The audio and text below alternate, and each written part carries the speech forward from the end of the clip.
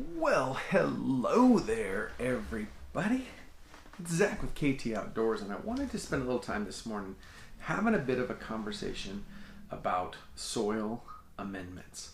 So if you want to know what I have to say about soil amendments, that's coming up next.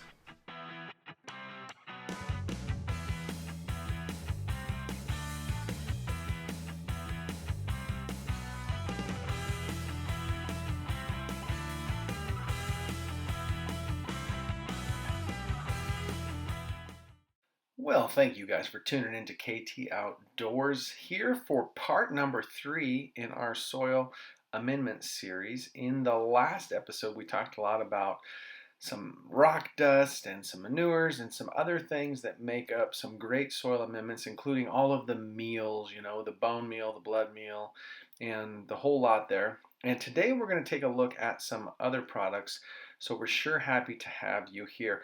If you've been along for the whole ride, then we sure do appreciate it. If not, then you might want to go back and watch episode 1 and 2 before proceeding with this one. And if you've been getting any value out of this content, why not consider giving it a thumbs up and subscribe if you haven't already, because that really helps us spread this message to others who might find it useful. Let's get into it. Another one, we're going to start to get into sort of the aquatic life things that are potential sources here for soil fertility enhancement. So Epsom salt is a great source of magnesium. It sounds wrong to put salt in your soil, but Epsom salt is different. It's not calcium chloride, which is what we eat or sodium chloride. I can't even remember which. I think sodium chloride is what we eat as table salt. Epsom salt is magnesium chloride or magnesium sulfate. I can't remember which one it is, but it's a good source of magnesium for your plants, which they need to be healthy. So Epsom salt is another good one to consider in small doses. Oyster shell, particularly if it's ground up really small, is a great source of calcium. You can also use eggshells and get the same basic effect, but those would be two good ones. And then probably one of the things that is most often overlooked by gardeners is seaweed and kelp. So I did not even realize that this was a fertilizer source until I started doing more garden research and learning more about gardening. It is totally a fertilizer source. In fact, people who live near the sea for generations have gone down to the ocean during low tide, collected that seaweed, rinsed it in fresh water to remove as much of the salt as possible, and then put that in their compost piles or put that directly on their garden beds as a fertility source to feed the soils. There are so many minerals in the ocean, and just because of the aquatic nature of those plants, they absorb those nutrients into their structures. And so when you take those things and break them down and turn them into something that we put into our garden, it's bringing all of those trace elements and minerals and nutrients from the ocean into your soils. So I'm a huge fan of any sort of seaweed-based fertilizer, kelp meal, anything like that that's going to add in some of those elements from the ocean is another great source of potential fertility for your garden. And then the final one that I would say from the whole aquatic-based stream is fish. Okay, now if you keep an aquarium, then potentially depending on your filtration system, when I had aquariums, I used to use under gravel filtration systems, and we would essentially suck all of the water in the aquarium down through the gravel substrate at the bottom and then run that back up to the filters.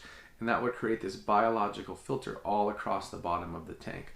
Well, you need to clean that periodically, and when we would do that, we would be sucking out all of this partially digested fish waste and uneaten food and all of these things that would get sucked down into the rocks, and these little underwater bacteria would start kind of chewing on them and break them apart and turn them into basically what ends up being an amazing fertilizer and probably some of the best house plants I ever grew in my teenage years was when I had lots of aquariums and I was using all of the water from cleaning the fish tanks to fertilize those plants basically.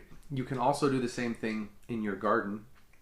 If you have aquariums and you don't do the houseplant thing, don't waste that fish tank water. Take it out, pour it on your trees, pour it in your garden beds, use any of that, because that's a great source of fertility that comes from the fish.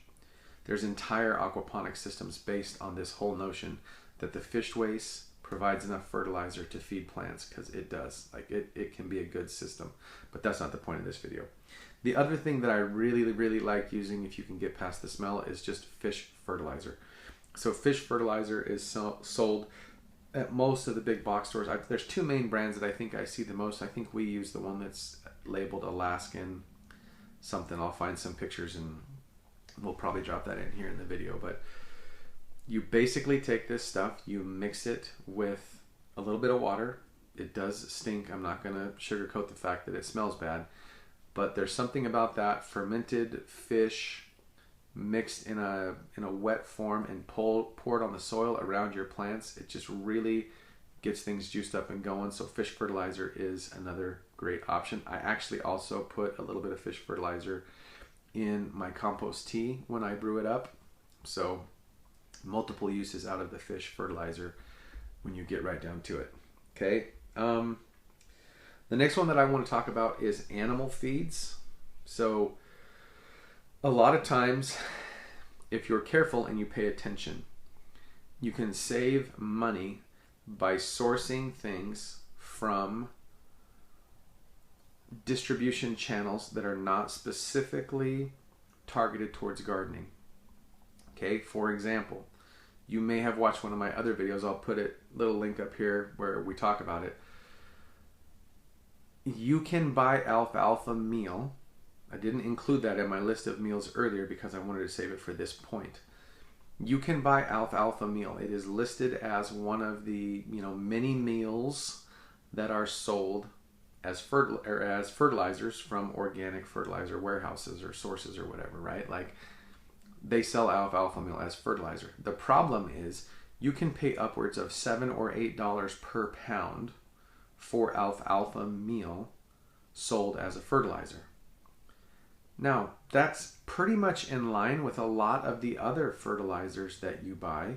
It's not that much more exorbitantly priced than, say, blood meal or bone meal or things like that. So when you're in the mode and you're making those purchases, it's pretty easy to go, oh yeah, alfalfa meal and corn seed meal, and let's get some of this and some of that. And pretty soon you just got this cart full of stuff because it's all organic and that's the way you want to go. But here's the deal.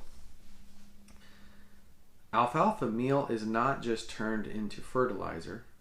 It is also turned into this beautiful thing sold in feed stores called alfalfa pellets.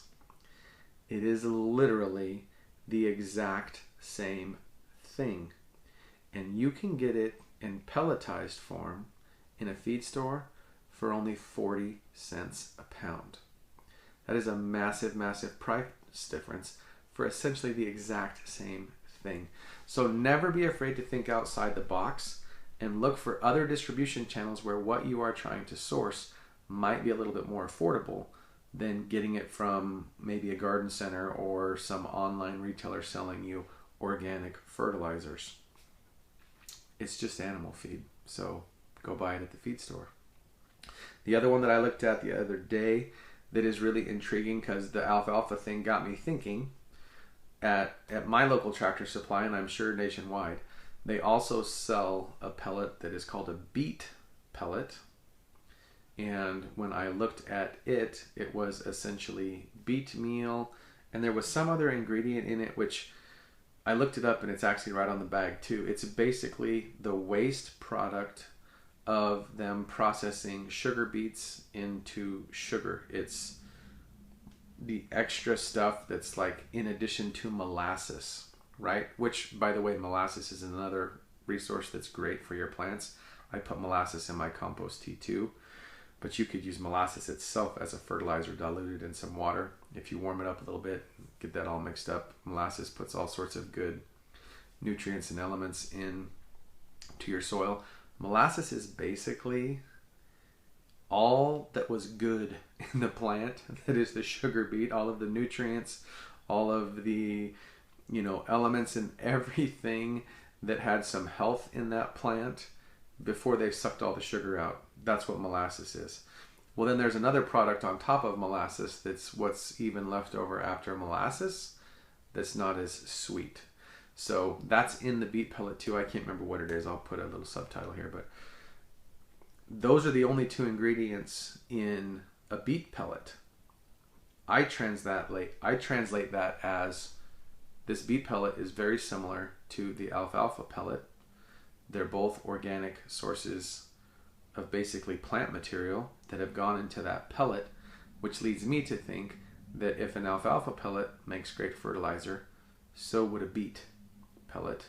And it's going to have different benefits for the soil than the alfalfa pellet because it's a different plant, right? So you're starting to get this more balanced approach from two sources that are easily sourced and extremely affordable compared to other organic fertilizer amendments. So anyway, just some things to think about.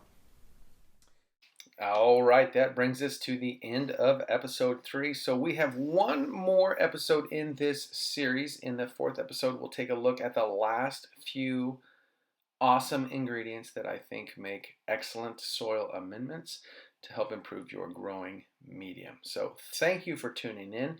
If you haven't given this a thumbs up already, now would be a great time to do that before you leave. And remember, get yourself outside because life is better when it's lived outdoors. Thanks for watching. We'll see you next time.